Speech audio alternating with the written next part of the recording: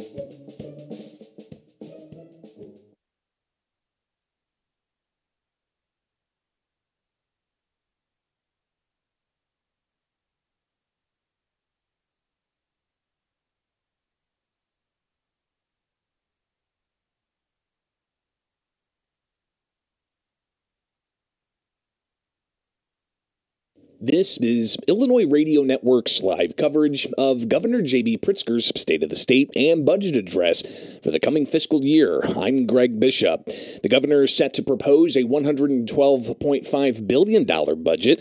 $45.5 billion of that is coming from state funds. The plan to spend tax dollars for Illinois includes up to $1 billion in tax relief, plus paying more for what's required into public sector pensions and putting hundreds of millions of dollars into the state's depleted rainy day fund.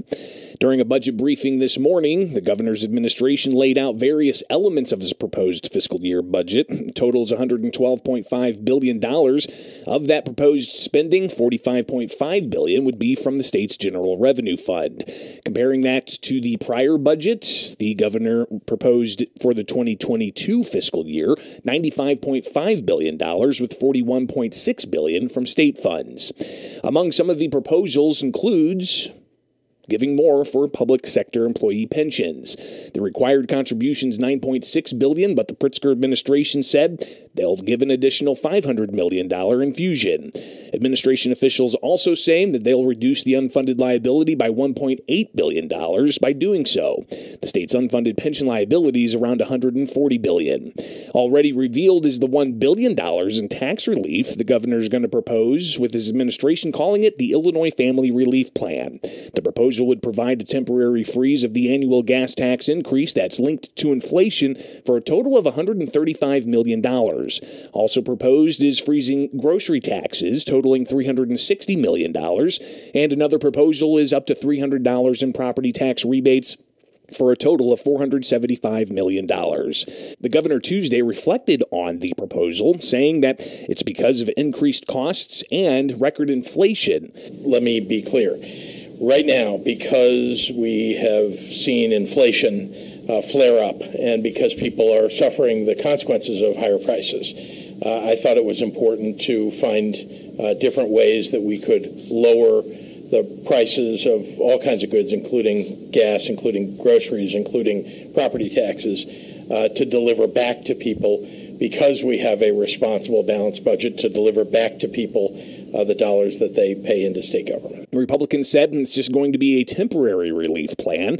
Tuesday at the Capitol, Senate Minority Leader Dan McConkey. What's unfortunate is he looks to be only doing a one-year election year gimmick of temporary tax relief, but then they'll go back up. What Senate Republicans have been promoting is comprehensive, real tax relief that is permanent and an ongoing basis. That's what we're hoping to have a debate about. We'll see whether or not that will proceed.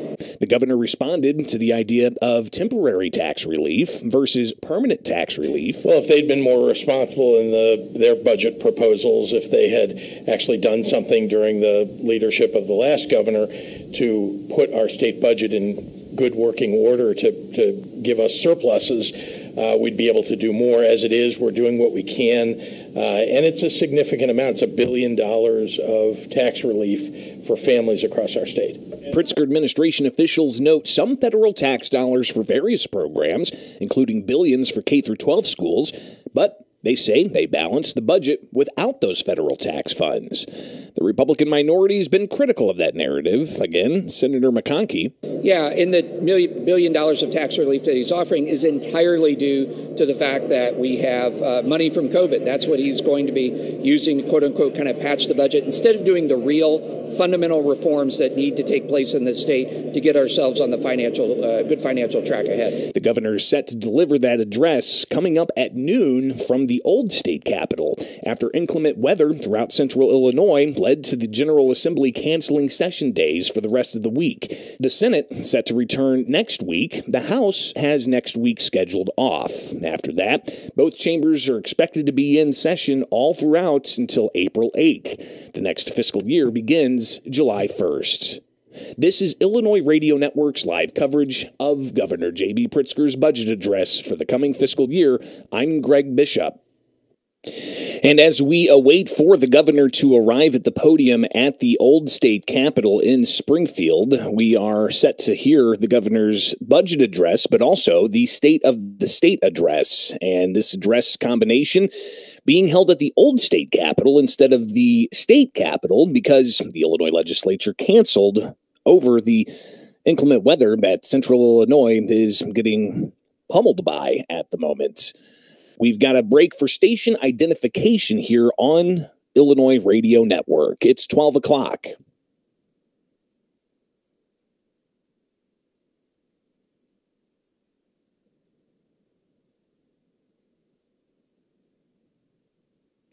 This is Illinois Radio Network's live coverage of Governor J.B. Pritzker's State of the State and budget address. I'm Greg Bishop.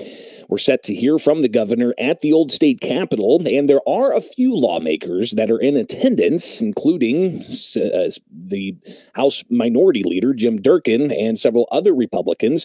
Also seen in the crowd are several Democratic state senators as well. And the governor is approaching the podium here live with Illinois Radio Network. I'm Greg Bishop, and afterwards, stick around. We'll be joined by Illinois Policy Institute's Adam Schuster to get some immediate reaction. And here is Governor J.B. Pritzker.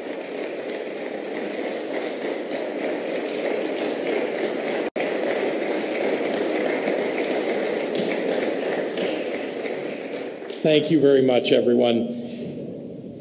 Leaders, members, Lieutenant Governor, First Lady, joining us today are a special group of distinguished guests, teachers, doctors, nurses, and first responders. And I want to sincerely thank all of you for joining me under the dome of the old Illinois State Capitol building. So many of you have showed up to work in person during the worst health crisis in our state that our state has ever seen.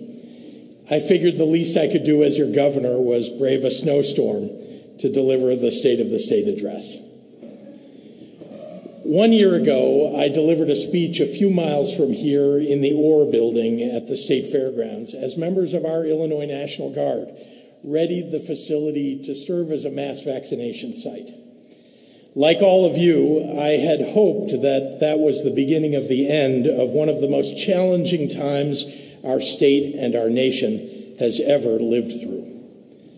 But it wasn't the end.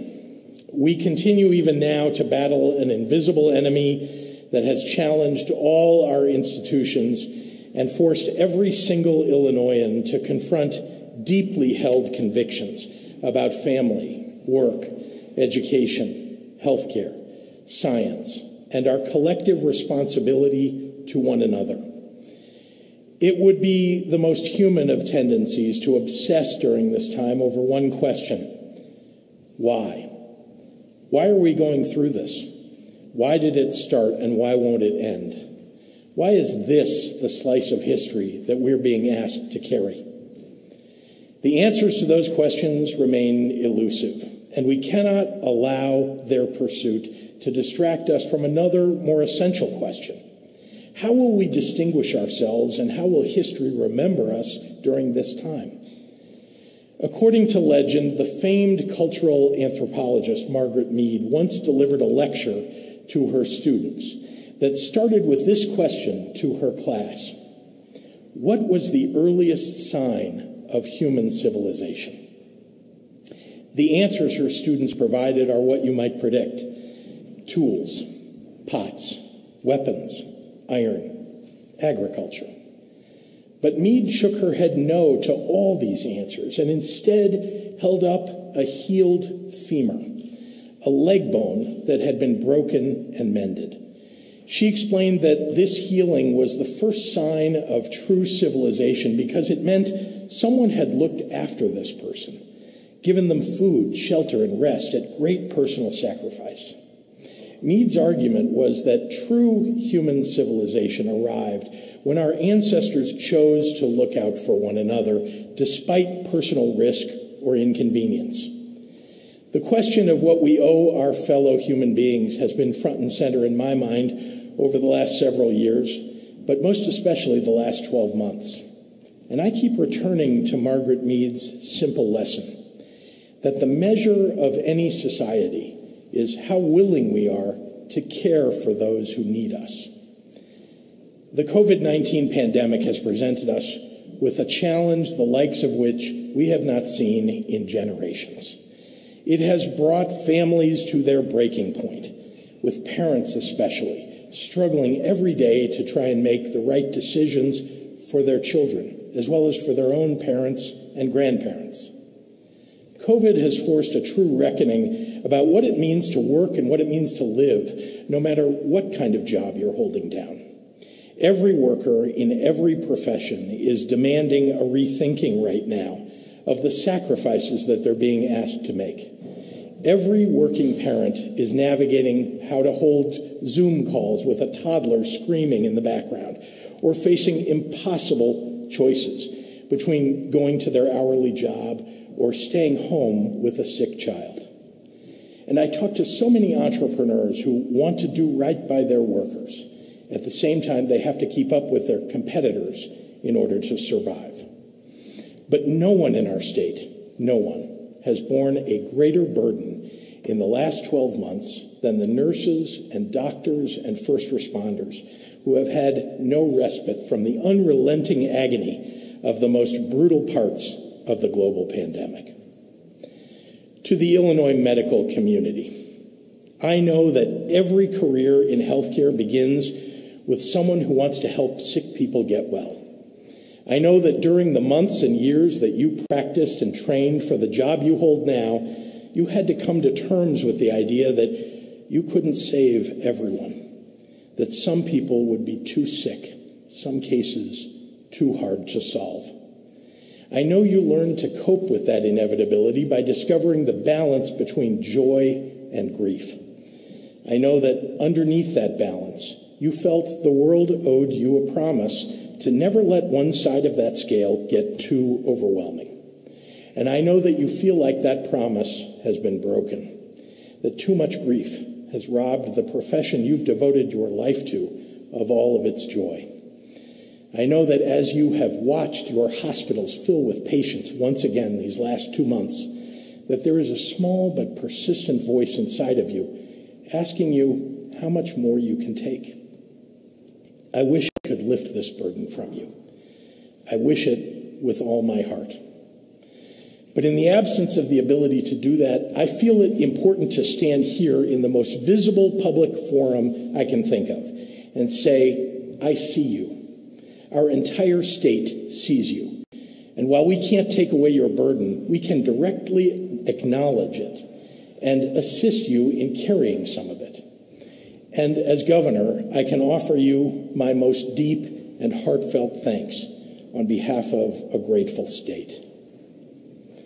One thing we can all do right now is continue rising to the challenge of combating the pandemic head on. And we are. A larger percentage of Illinoisans have been vaccinated than in any other Midwestern state. Our state has led with equity and with the highest regional vaccination rates for our Black and brown residents. We are the leader in vaccinating kids 5 to 17 years old. We've held over 7,350 mobile vaccination clinics at churches and senior centers, schools and day camps, and YMCAs to make getting the vaccine easier for every Illinoisan who wants it. The battle to keep people safe from the virus isn't over, though we are more experienced at managing through it. When the surge came last fall, we put our masks back on, and it helped keep our hospitals from being overrun. To protect the most vulnerable people in our state's care, I required vaccinations at state-run congregate care facilities, including our veterans' homes and homes for people with developmental disabilities. Our schools have remained safe and open. Of the more than 850 public school districts in our state, fewer than a dozen have had to take an adaptive pause recently because of COVID-19. That's because we have 3 tools that we know work: masks, testing, and vaccines.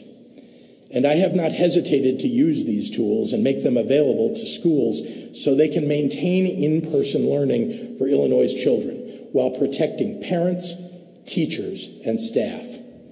In fact, we set the national standard for how to safely keep kids in school when the CDC adopted our Illinois test-to-stay model. The virus has remained a threat for far longer than any of us would like. But we continue to find ways to live our lives and to protect the vulnerable all at the same time. The pandemic recession has taken an enormous financial toll on workers and businesses. Government must continue to do everything possible to help people recover. With all our efforts over the last 2 years, city, county, state, federal, we're seeing signs of progress every single day.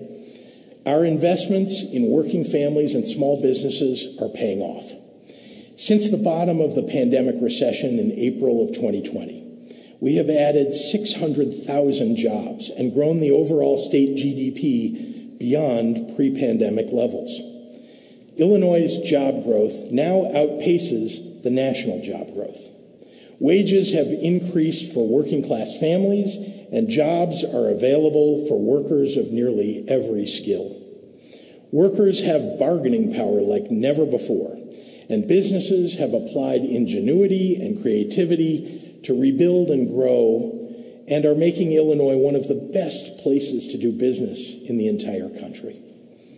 Our recovery is happening because our people have an unmatched work ethic and our employers an incredible commitment to workers and the communities they serve.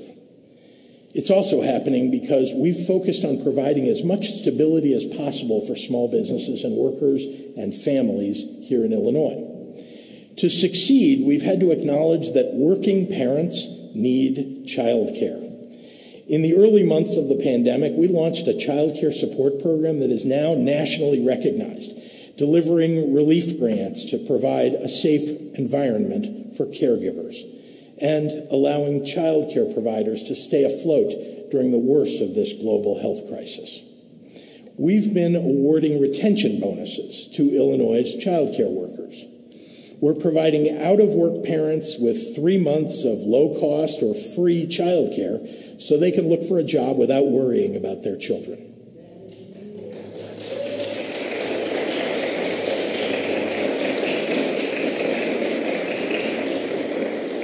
And then we partnered with the General Assembly to award nearly $1 billion in grants to more than 12,000 small businesses, covering every sector of the Illinois economy, especially those that were left out of the federal PPP program. Because of it, tens of thousands of jobs in every part of our state were saved. We also needed to keep struggling families from being forced out of their homes by the pandemic recession. So with the help of Representative Delia Ramirez and Senator Omar Aquino, the Illinois Housing Development Authority went to work, providing some of the fastest relief for landlords and tenants among all the states.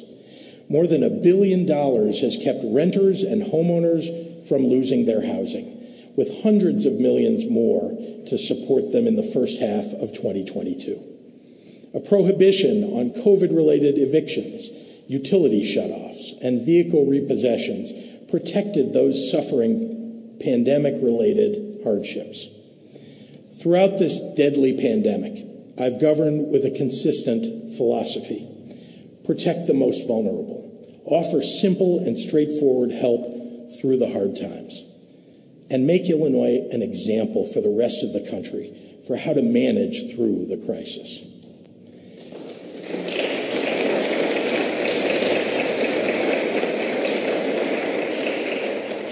Because of the amazing residents of this state, we have been able to do just that.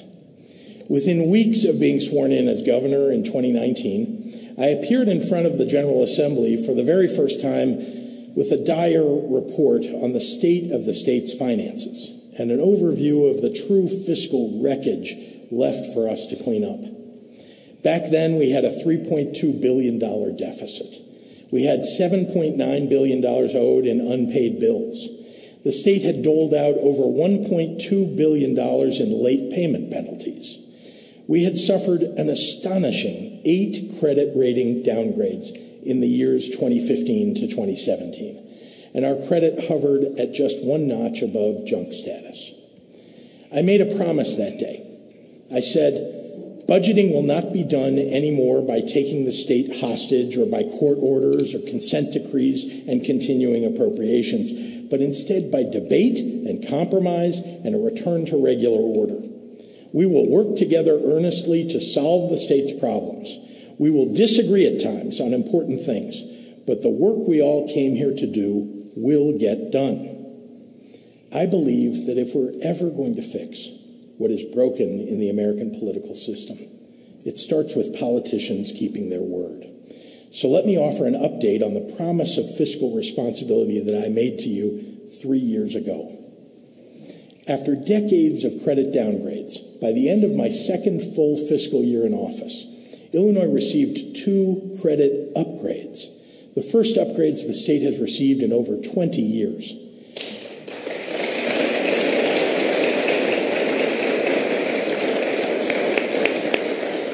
The massive bill backlog that contained bills past due for as long as 500 days now contains only unpaid general funds bills averaging 15 days old. And that $3.2 billion structural deficit Well, today I'm pleased to announce Illinois will end this fiscal year with a $1.7 billion surplus, the first of its kind in more than 25 years.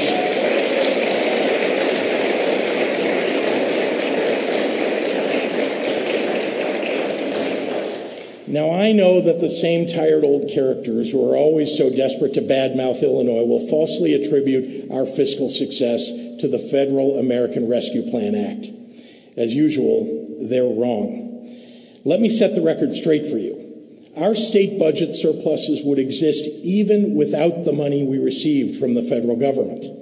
Painstaking work has been done in coordination with the General Assembly and Comptroller Susana Mendoza over the last 3 years to diligently and meticulously reverse the irresponsible decisions of the past and ensure that responsible budgeting would become the rule, not the exception. What a self-indulgent position the cynics take, always opposing what's in the best interests of the people of Illinois if they think it will advance their political standing. It's a curious position, but then again, there have long been people in Illinois state politics who have cared more about promoting their own propaganda than they do about what's best for your pocketbooks. During this budget cycle, especially, seats at the grown-up table will be off limits to those who aren't working in the public's best interests. Back in 2019, I promised you that we would not allow political posturing by those people to again take the state's finances hostage. I ran for governor to move beyond that, and we have. If you don't believe me, take it from the credit rating agency S&P. In their announcement last year of Illinois' credit upgrade, they said, "The political gridlock that stymied governance a few fiscal years ago has dissipated." Look, the actual work of managing Illinois state finances is decidedly unglamorous. It is hours of hammering away at calcified problems of the past, persistently reducing liabilities on our state's balance sheet, finding and implementing efficiencies and savings, upgrading systems that track expenditures, and asking every government employee to be a partner in smart budgeting. It's not partisan work. It's not political work. It's just hard work. It requires resisting the temptation to let political expediency take over our budget process, and it demands discipline and a commitment to do what's right. And that is what my administration and a majority of the General Assembly have been committed to doing, no matter how difficult the circumstances or how unprecedented the times. So let's talk about good governance and what fiscal responsibility looks like. During those first few terrible months of the COVID crisis, when it was unclear whether the bottom would completely fall out of state revenues, we borrowed $3.2 billion from the federal government so we wouldn't wonder if the state could meet the needs of people who were suffering. Not a chance I was going to allow an interruption of vital services by our hospitals, or let our schools close for lack of PPE. And as soon as our state revenues rebounded, paying down our borrowing was among my highest priorities. We paid our debt back nearly 2 years early, saving taxpayers $82 million in interest costs. Then there were the short-term borrowings that date back to the budget crisis 5 years ago. The bill backlog that at its height reached nearly $17 billion and the $1.5 billion borrowed from the state treasury have now been paid down. I believe in paying our debts. Each year I've served as governor, our state has met its pension payment obligations. But when we are able, I think we ought to do more than just pay the minimum. That's why I propose making not only our minimum pension payment this year, but also an additional $500 million. If approved by the General Assembly, this will be the first time since the beginning of 1994's pension funding ramp that we will reduce our pension debt by more than our required contribution. I'm asking Democrats and Republicans to work together with me to get this done because it will save taxpayers $1.8 billion in interest payments over the coming years. For longer than I can remember, the pension naysayers have told us we should ignore the Constitution and the protections it provides and instead break our promises to retirees. I won't do that. Instead, we are tackling our pension problem with responsible pension investment decisions, solid investment returns, and expansion of the pension buyout program. As a result, pension liabilities are down and pension assets are up.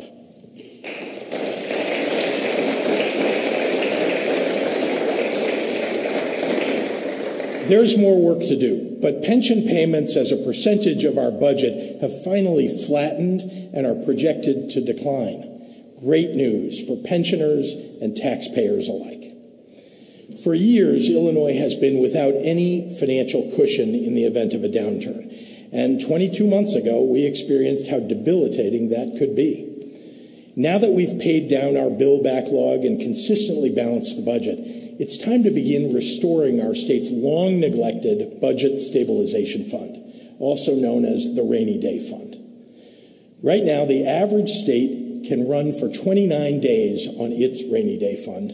In Illinois, we can run for 15 minutes. I'm proposing that we set aside $600 million for the fund this year, plus another $279 million next year. The past few years have shown us that rainy days do actually arrive, and it's time to begin rebuilding protections from future fiscal calamities. At the beginning of my term, I tasked Illinois Central Management Services with taking a comprehensive look at all real estate holdings that Illinois has accumulated over the years, and to make an honest effort to eliminate the waste inefficiency that had been previously overlooked. As a result of their work, I made the decision to consolidate multiple long-term leases in downtown Chicago, saving taxpayers an average of approximately $20 million a year for the next 30 years. Then there's the James R. Thompson Center, the least efficient building owned by our state. For 20 years, governors have talked about selling the building. One even pretended to sell it in 2 of his budget proposals. I decided I would just get to work and actually sell it in real life. A private buyer now has offered to purchase it by assuming several $100 million in liabilities and paying the state $70 million in cash. Altogether, the net savings for state taxpayers approaches $750 million, and the city of Chicago will get a brand new, revenue-producing, renovated property in the heart of downtown.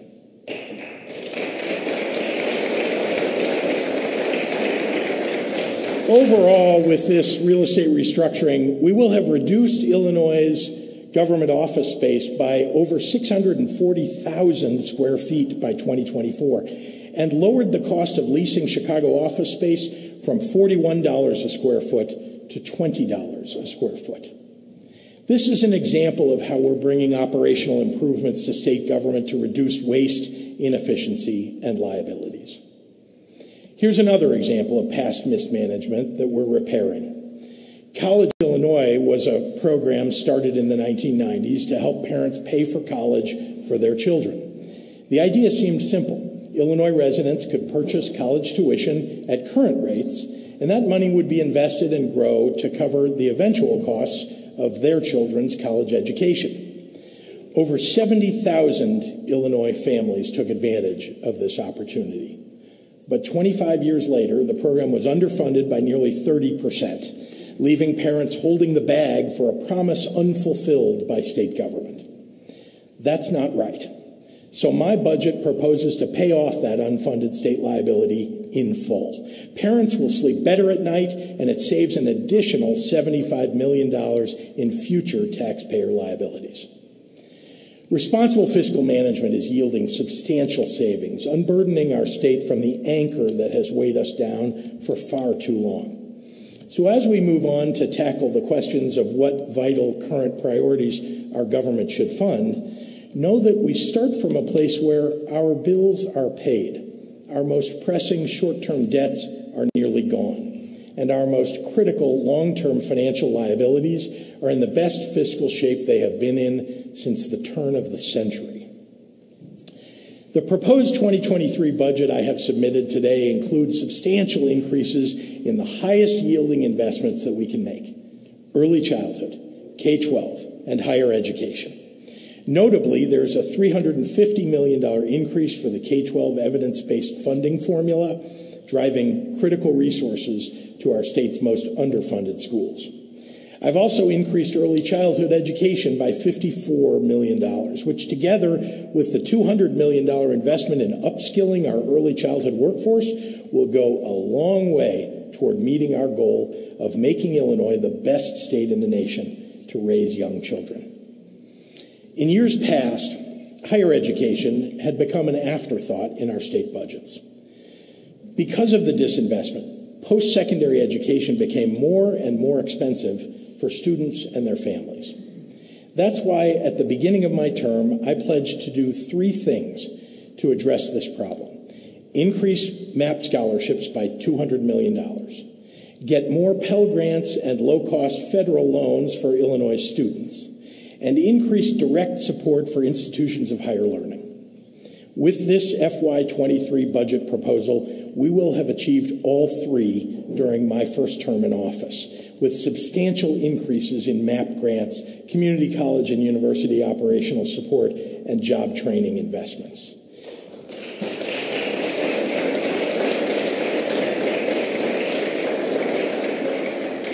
Importantly, the cost of pursuing higher education in Illinois is finally going down, and we're opening the door to a brighter future for more Illinoisans. I'm also asking the General Assembly to broaden the allowable uses of MAP scholarships for career training programs in critical industries like healthcare. This small change will open more training and education opportunities for thousands of Illinoisans, and it will put people to work addressing the critical healthcare workforce shortage. Our healthcare institutions and healthcare workers need help.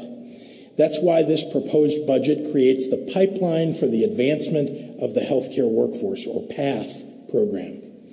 The goal is to model this program after the highly successful Workforce Equity Initiative championed by State Representative Jahan Gordon Booth. The PATH program will invest $25 million in our community colleges to remove barriers for recruitment and training of new frontline healthcare workers. My budget also proposes to invest new resources in nursing scholarships and loan forgiveness programs. And finally, I'm proposing to eliminate licensure fees for 470,000 nurses, physicians, pharmacists, pharmacy technicians, respiratory care workers, social workers, and others in the coming fiscal year.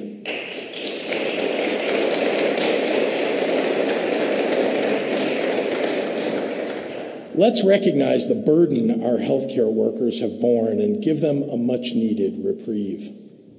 Aggressively protecting and supporting vulnerable children and families is a high priority for us all. Since coming into office, I've substantially increased the budget at the Department of Children and Family Services to reverse the damage of the prior administration, bringing on hundreds of new staff, retraining every DCFS worker and manager, allowing our private partners to increase wages, and helping them make a dent in the hundreds of shelter beds lost under the prior administration. This year, as the agency continues to battle pandemic-era worker shortages and increased caseload, I propose we add another $250 million to hire more child welfare workers and increase the number of safe and supportive settings available to care for vulnerable children. Nobody has escaped the isolation, burnout, and trauma of the past 2 years. Now more than ever, it's important to invest in behavioral health. That's why I will be appointing a Chief Behavioral Health Officer to oversee and coordinate behavioral health services directly with the governor's office. Behavioral health is an area where Representative Deb Conroy is a real leader. And with partners across the rotunda like Senators Sarah Feigenholtz and Laura Fine, I'm confident the Chief Behavioral Health Officer will succeed in streamlining and coordinating these services across state agencies. And we can't talk about health in this state without recognizing the tremendous leadership of Lieutenant Governor Stratton to expand.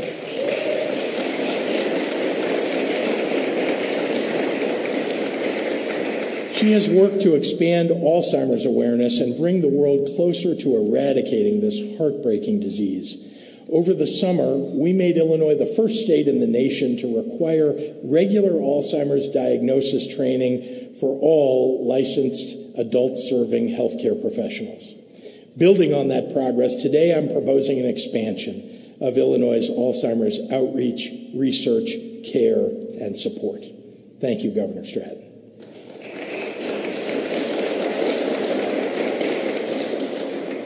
With the state and the nation experiencing a rise in violent crime, addressing public safety requires major investments. But too often, those elected officials yelling the loudest about public safety concerns are also those voting to defund government budgets. Crime is a complex and multifaceted problem to tackle, and it's cynical and counterproductive to simply shout, "Lock them up," while providing fewer resources to the people and programs that prevent crime in the first place. A truly effective approach to tackling crime involves both short-term and long-term investments, and a commitment to see those investments through. Let's start with this. If we want to reduce crime, we have to solve crimes. That's why I reestablished the Division of Criminal Investigations when I first took office. It's why we're building a new state-of-the-art crime lab near Joliet and opening another one in Decatur. My proposed budget continues to increase the number of Illinois State Police forensic scientists and evidence technicians. And we're already succeeding in one important area. We've substantially reduced the backlog of DNA and other analyses on evidence in sexual assault cases. As a result, victims and survivors will finally get the justice they deserve.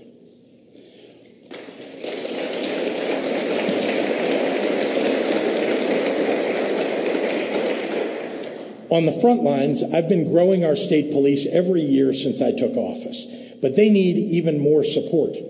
Under my predecessor, their ranks had been severely depleted to only 1,625 troopers, down 31% from its peak.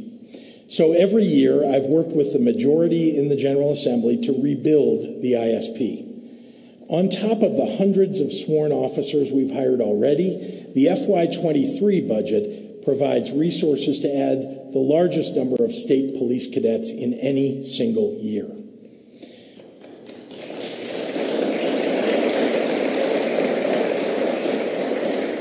Victims and witnesses need to feel safe if they're going to be willing to come forward and identify violent criminals. Nearly a decade ago, Speaker Welch and Senator Van Pelt led the creation of the Gang Crime Witness Protection Program.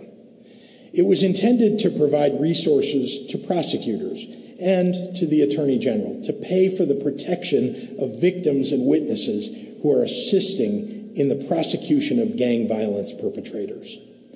Disappointingly, the program was never funded. Today, I'm proposing that we immediately authorize $20 million of an investment in it. If we want people to speak up without fear of intimidation, we need to give law enforcement the resources they need to protect victims and witnesses that want to do the right thing. To prevent violent crime and reduce the direct burden on police, Illinois is awarding grants to organizations that implement data-driven, community-driven violence prevention efforts. This budget proposal advances our $250 million multi-year investment in crime prevention in the Reimagined Public Safety Act. From the time I became governor until this current fiscal year, we more than doubled the funding for violence interruption, diversion, and youth employment programs to $517 million. I'm proposing we increase that appropriation to $832 million. And as an additional relief for police departments, this budget provides greater funding for police body cameras.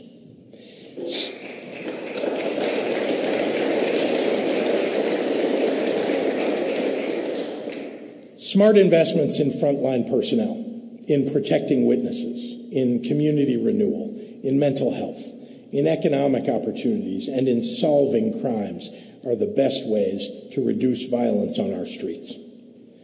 The 2023 budget continues providing direct grants for thousands more small businesses supporting their recovery. We're extending the Rebuild Downtowns and Main Streets program to revitalize community business districts across Illinois. And on top of that, I propose suspending license fees for more than 23,000 restaurants and bars, bringing some additional relief to an industry hard hit by the pandemic. Along with this small business support, I'm calling on the General Assembly to renew the Economic Development for a Growing Economy, or EDGE, tax credit program, which is set to expire in June. EDGE is one of our most effective tools to grow and attract jobs. Right now, everyone is feeling the crunch of rising prices for goods and services. The higher cost of even basic necessities is making it harder to make ends meet. Whether it's supply chain interruptions or increasing oil prices, inflation is squeezing Illinois families. Government ought to do more to ease the pain and put more money in the pockets of hardworking Illinoisans. Our budget success gives us the opportunity to do just that. Therefore, today I'm proposing the Illinois Family Relief Plan to provide immediate assistance to help families fight inflation. First, let's freeze the gas tax for the coming fiscal year. Back in 2019, working with the General Assembly, we passed a historic bipartisan infrastructure improvement plan. Since then, countless roads and bridges across the state have been repaired and improved to the benefit of local communities and businesses, and the federal infrastructure bill passed last year in Congress has provided additional funding.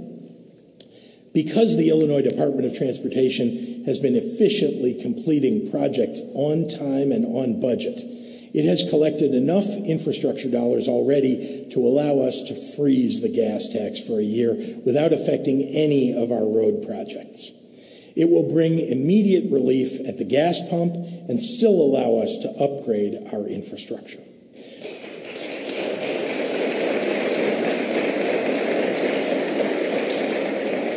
Another place where families are getting hit hard by rising costs is at the grocery store. Access to affordable food is fundamental to the American promise, but with the price of milk and eggs and bread going up, pocketbooks are being pinched. We can afford to suspend the state tax on groceries in the coming year and have the state make up any lost revenue to local governments so we can bring some relief to families at the checkout counter. Finally, local property taxes have long been an unsustainable burden for homeowners across Illinois. Local governments who impose property taxes have received an unprecedented influx of cash from the federal government in the last year, and an additional $1.1 billion in annual support due to the actions taken by the state. It's time for every local taxing district to take a long, hard look at reducing the burden of high property taxes they impose on their local residents. And at the state level, we can also take action. I propose immediate property tax relief funded by the state surplus. If we double the property tax deduction for Illinois homeowners, we can bring relief to nearly 2 million Illinois taxpayers.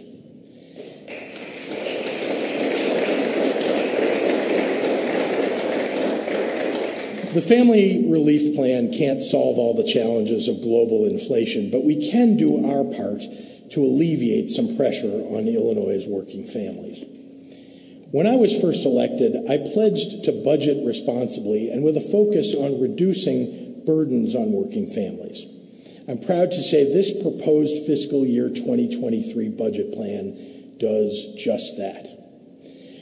With all the challenges we've overcome, with all the work it took to get here, with all the things that we may face in the future, here's one thing I know for sure. Illinois is the best place to live in the entire nation.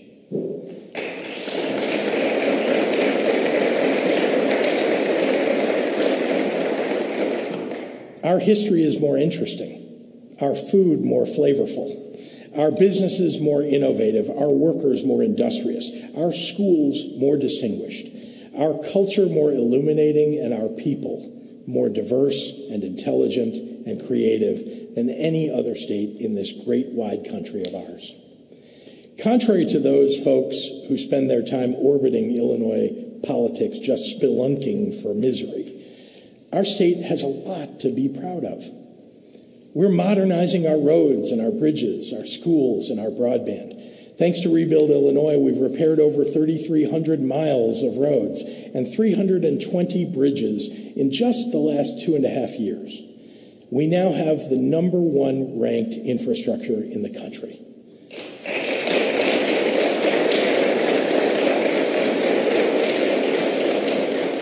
We've become a national leader in addressing climate change, even being recognized on the world stage at the United Nations Climate Conference in Scotland last year, when Illinois became the first Midwest state to require 100% carbon-free energy by 2045. We acted swiftly and boldly last fall to reap the potential financial benefits of the new energy economy by passing the REV Act, providing attractive incentives for electric car manufacturers to set up shop in Illinois and bring new jobs to our communities. We've also made it less expensive for consumers to buy and drive an electric vehicle by offering $4,000 rebates to consumers and incentivizing the build-out of charging stations statewide. At a time when people need reliable health care more than they ever have before, we provided $3.8 billion to hospitals serving Medicaid patients to increase access in underserved communities. We made Illinois among the first states in the nation to require that insurers cover substance use programs and mental health treatment. We made pandemic-era telehealth access permanent. We capped out-of-pocket insulin costs. And we made it harder for insurance companies to discriminate against those seeking fertility treatments. And at a time when politicians in some places have dipped their toes into the waters of sedition, or pulled chairs up for the ghosts of Jim Crow, or spurned the fires of educational curiosity in favor of book banning, or are telling women you have to take your reproductive health choices back to the 1950s, at a time when some would question the very foundations of science and medicine, at a time when some would condemn simple acts of courtesy and kindness like wearing a mask so that fewer people would die. This government, in this state, said, "Not here."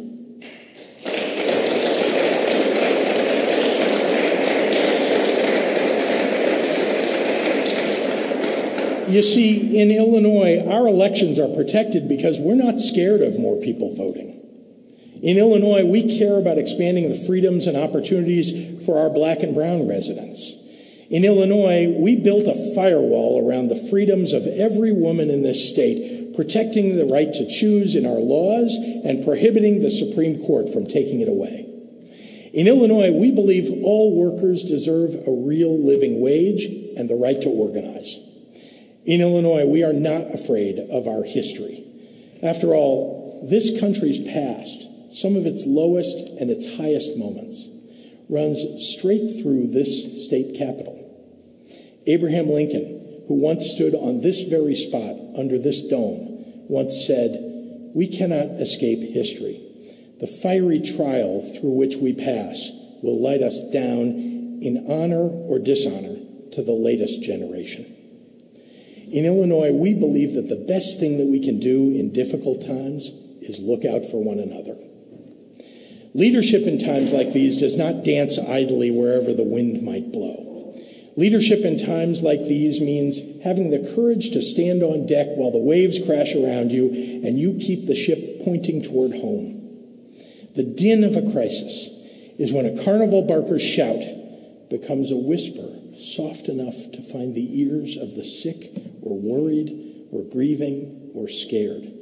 And the poison they worm into the hearts of the vulnerable is that it's those people, the ones who live in that city, the ones who worship at that altar, the ones who were born in that place, who are responsible for the hard times. It's a playbook as old as the play. And it's that kind of thinking that I'm asking you to reject in this moment.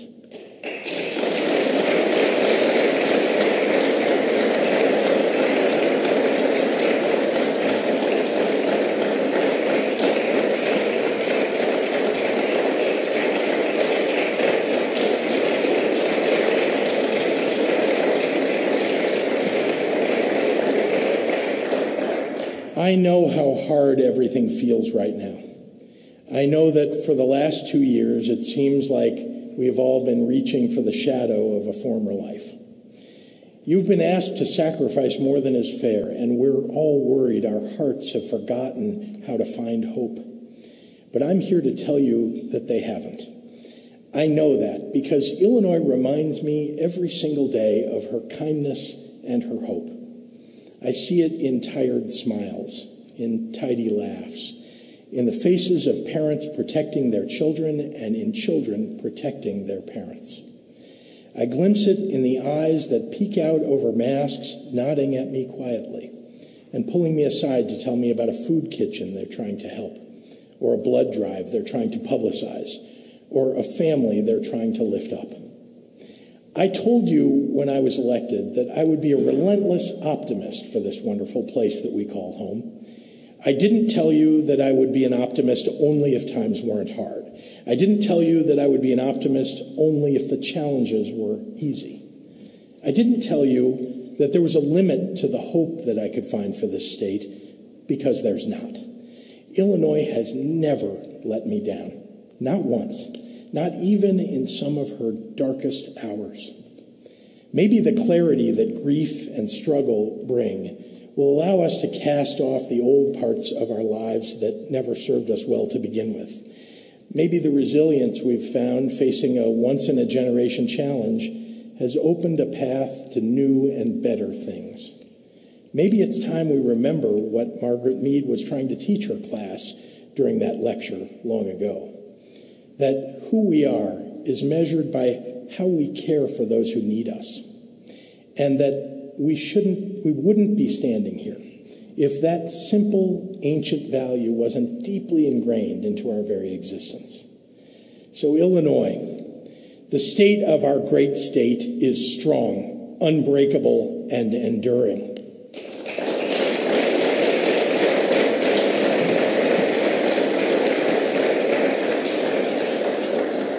It is sustained every day by the deep, overwhelming kindness of its people, by the hopes of its leaders, and by our common commitment to face an uncertain tomorrow with the strength built by surviving our yesterdays. Thank you, and God bless you.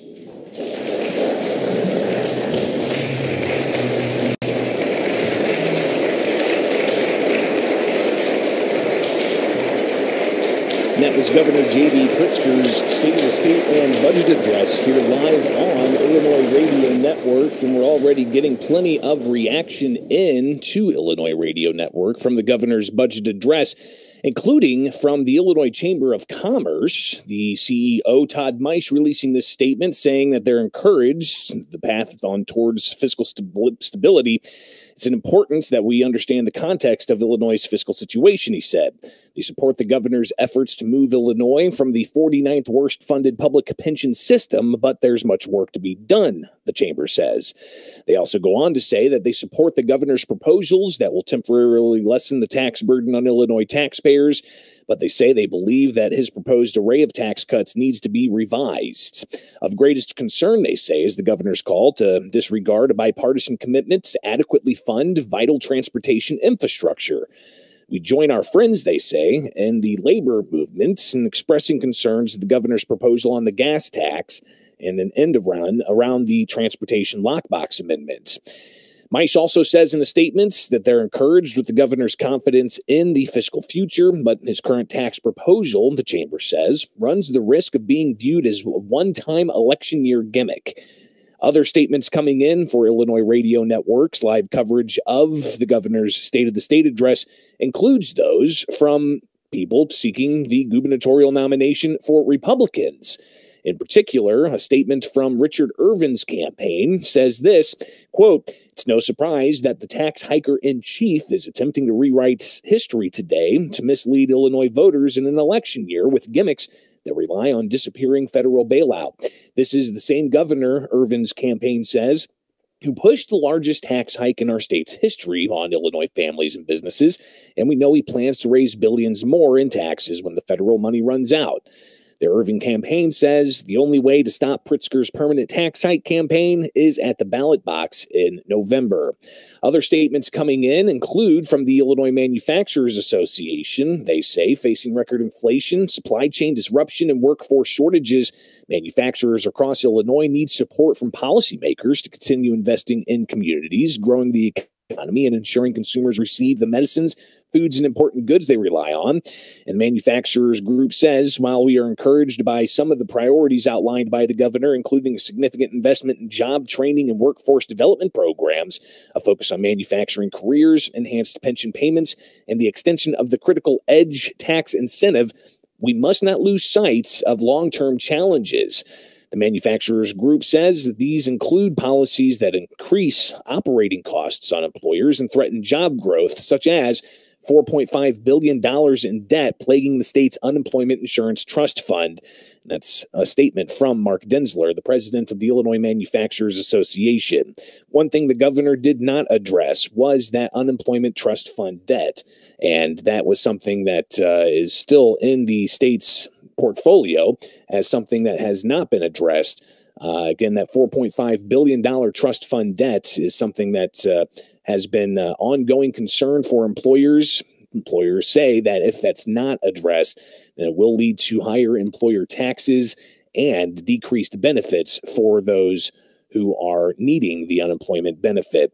Some more reaction coming in. We've got the hotel industry reacting as well. They're just now putting out a statement from Michael Jacobson, the CEO and president of the Illinois Hotel and Lodging Association, saying that the hospitality and tourism industry, historically serving as an anchor for Illinois' economy, has been devastated by the pandemic, losing more than $111 billion in room revenue alone nationally. And they go on to say, despite these struggles, the governor's budget proposal neglected to offer any relief to the hotel industry, which prior to the pandemic brought $4 billion a year to state and local taxes and supported 290,000 jobs. Reviewing just some of the reaction to the governor's State of the State and budget address here on the WMAY morning, on the Illinois Radio Network's live coverage of the governor's State of the State and budget address. Another political statement, this one coming from the campaign for Jesse Sullivan. He puts out a statement saying that the governor's State of the State is nothing more than attempted bribery. He's using a classic election year tactic of bait and switch budgeting, Sullivan says, proposing $1 billion in temporary tax cuts after permanently hiking taxes by $5.4 billion. His own budget documents show his math doesn't work, Sullivan's campaign says. His budget will show a year-end deficit despite federal COVID aid. This is Illinois Radio Network's coverage of Governor J.B. Pritzker's budget address. And now let's talk with Adam Schuster from the Illinois Policy Institute about some of these particulars here. Adam, thanks for taking time with us here on Illinois Radio Network. How are you? Doing great. Great, Greg. Thanks for having me on. Absolutely. So let's get your initial reaction here. Of course, it's the State of the State address, but also the budget address, and the governor taking substantial amount of time to talk about the pandemic's impact on the economy and how the pandemic took a toll on workers and businesses. React, if you could, to the State of the State aspect of the governor's address. Sure. Well, the governor is right that the pandemic has been especially hard on businesses and job creation. Unfortunately, Illinois still has about 250,000 jobs missing compared to where we were pre-pandemic. The state economy has been growing slower than neighboring states, slower than the national average. And I think a lot of that has to do with the massive debt burdens that the state of Illinois still faces and our much higher than average tax burden. So I think one of the most important things the governor could do to spur the recovery and, remediate some of the economic impact of the pandemic would be to use all remaining federal aid to refill the unemployment insurance trust fund. Otherwise, it has to be filled with payroll tax hikes on job creators. Adam, that was one thing that was not touched on during the governor's budget address. It's a pretty substantial debt. What's the fallout if that's not addressed? So the fallout is massive payroll tax hikes on small businesses and job creators of all types when Illinois' economy is still lagging behind other states. We absolutely can't afford that. It would mean slower growth in jobs and slower growth in wages for Illinois workers. And, there's no better use of the remaining roughly $4 billion than to fill as much of the hole in the Unemployment Insurance Trust Fund as we can.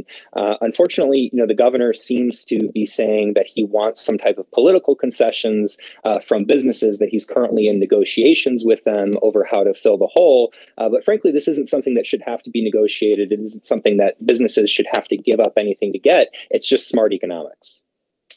We're hearing reaction from a variety of sources here with the Illinois Radio Network's live coverage of the governor's State of the State and budget address, an address that was delivered at the old state capitol in Springfield after lawmakers canceled session this week because of inclement weather. Joining us now live is Adam Schuster from the Illinois Policy Institute. The governor pointed towards critics, Adam, saying that they're wrong about the use of federal tax dollars in this budget, making it balanced, leading to something we'll talk about here in a moment, those proposals for tax relief. Sure. Well, unfortunately, the governor's rhetoric doesn't always match what the financial documents show. I think anybody who looks at the financial documents would find it very, very clear that the federal aid is directly responsible for the small improvement in the state's credit rating and for the temporary, I do believe, temporary reduction in the bill backlog that we're currently seeing. We haven't seen any of the, long needed structural financial reforms that the state of Illinois needs to truly balance its budget. And something that I was actually confused by in the governor's speech is that he said that this budget would result in a $1.7 billion surplus. Now, the reason I was confused is I happened to be looking at the budget documents released by his office at the same time. And from his office's own projections, this current budget would end the year still with a $1.5 billion general funds deficit at the end of the year. So, we just need to ask politicians to be honest. And, in the audited financial statements, they have to be. And again, we'll touch on some of the various tax relief programs the governor is offering up here. But one thing he did say is the need for increased funding for public sector pensions. We've got $140 billion unfunded liability, $9 billion. He's going to tack on $500 million more. Is that enough? I think it just shows that he's still pursuing the wrong strategy when it comes to Illinois' pension crisis, which is the worst in the nation. Illinois already spends about double the national average on pensions as a percentage of our state and local revenues. We spend the most in the nation on pensions, but we still have the biggest gap between what we're currently paying and what it would cost to actually, pay down this debt burden without reform. So, the governor did address critics. I believe the Illinois Policy Institute may have been in his crosshairs when he was talking about a pension reform constitutional amendment. But despite what the governor said, amending the Constitution to allow for pension reform doesn't require breaking promises to retirees. And it's not a pipe dream. Other states have done this. Arizona has done it. And you can do it in a way that preserves earned benefits for retirees, but slows the growth in those benefits going forward. A small haircut to make sure that they're affordable and sustainable. And that's the only reform that will ultimately solve the pension crisis. These pension buyouts and these small supplements in 1 year just aren't going to do it. And finally, here with Illinois Radio Network, talking with Adam Schuster from the Illinois Policy Institute. The governor says Illinois is the best place to live in the nation, but we've seen continued outbound migration. Do you think the temporary tax relief he proposed of up to $1 billion from freezing gas taxes, grocery taxes, and offering up some kind of property tax rebates are going to help draw people back to the state? I think that the reason Illinois has seen so much population loss, the reason that we lost a congressional seat, and we actually saw population loss accelerate during the pandemic over the last couple of years, is largely because of our tax burden, but it's also because we overinvest in pensions and debt, and we underinvest in the government services that people actually want and need and care about. And I think the people of Illinois are going to see through this, frankly, election year budget, and they're going to see that $1 billion in tax relief relief for 1 year doesn't even get us back to where we were before the Pritzker administration, because in the first 3 years of Governor Pritzker's administration, he proposed 24 different tax and fee hikes, various ways to raise new revenue for the state of Illinois that raised long-run revenue by $5.24 billion. So you raise revenue by over $5 billion and you give people $1 billion back for 1 year, which just happens to be an election year. And I don't think that's really going to change people's economic decisions or where they decide to move. We need long-term tax relief. That's Adam Schuster with Illinois Policy Institute joining us here with Illinois Radio Network as we wrap up our coverage of Governor J.B. Pritzker's budget address and State of the State. For Illinois Radio Network, I'm Greg Bishop. It's 1 o'clock.